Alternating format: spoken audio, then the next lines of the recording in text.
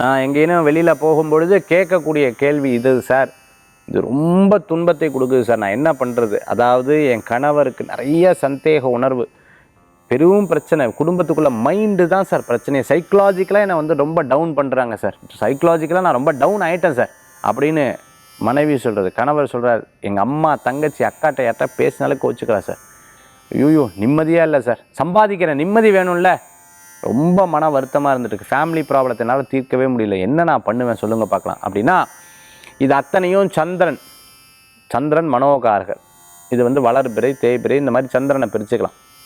அடுத்தது பார்த்துட்டேன் அப்படின்னு சொன்னால் குருவை பலப்படுத்தணும், 2வது பாயிண்ட். 3வது சுக்கிரனை வலுப்படுத்தணும். இந்த 3 விஷயத்தை நீங்கள் மேம்படுத்திட்டீங்கன்னா மீதி பிரச்சனையெல்லாம் தானாகவே, மீதி கிரகங்களுடைய ஆதிக்கம்லாம் தானாகவே தீர்ந்துடும். சரி என்ன சார் நான் பண்ணுறது அப்படின்னு பார்த்தா 2 விஷயத்தை நீங்கள் பண்ணணும். ஒன்று வந்து பார்த்திங்கன்னா, டெய்லி நவக்கிரகத்தில் இருக்கக்கூடிய சந்திரனுக்கு போய் அர்ச்சனை பண்ணணும். இப்போ வந்து 2 பேருக்கு பிரித்து நம்ம சொல்லலாம்.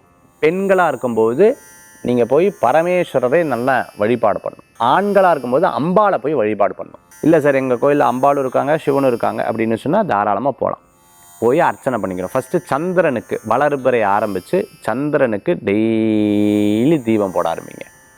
அப்படி தீபம் போட ஆரம்பிக்கும் பொழுது எல்லாமே சக்ஸஸாக முடிக்கணும்னு பாசிட்டிவாக உங்களுடைய வேண்டுதல்லாம் நீங்கள் பண்ணிக்கோங்க.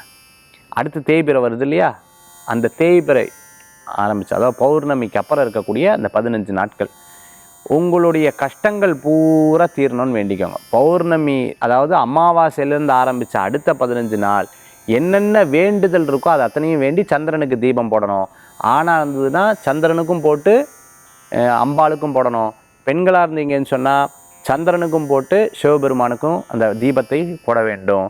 அடுத்தது பார்த்துட்டிங்க அப்படின்னு சொன்னால் பௌர்ணமி முடிஞ்சு 15 நாட்கள் இருக்கக்கூடிய அந்த தேய்பிறையில் நம்மளுடைய கஷ்டங்கள்லாம் தீரணும் அப்படின்னு சொல்லிட்டு டெய்லி வேண்டிக்கணும்.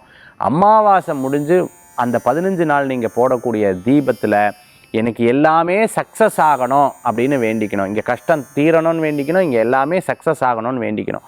அற்புதமான பலன்கள் கிடைக்கும், வீட்டில் இருக்கக்கூடிய பிரச்சனைகள் தீரும்.